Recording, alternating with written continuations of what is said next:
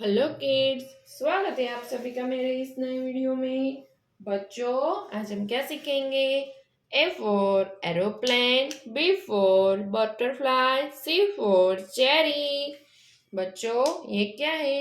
ये है हमारे कलर्स। चलो बच्चों, कलर्स नेम जानते हैं।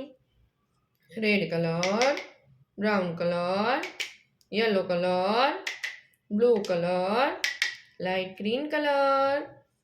चलो बच्चों, स्टार्ट करते हैं।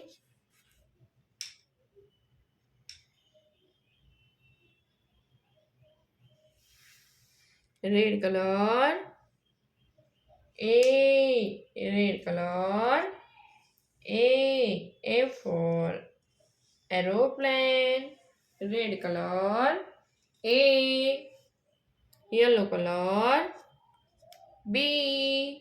B for butterfly, yellow colour, B for butterfly.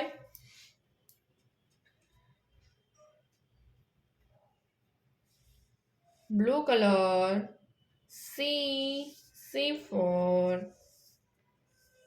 camel. Blue color, D for dog. Blue color, D for dog. Red color, E for aeroplane. E for eagle. Red color, E for eagle.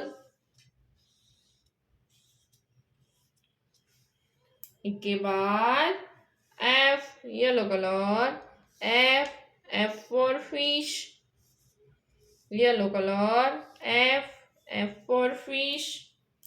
बच्चों, आज हमने क्या सीखा? ABCDEF। Okay बच्चों, अब मिलते हैं अगले वीडियो में। बाय।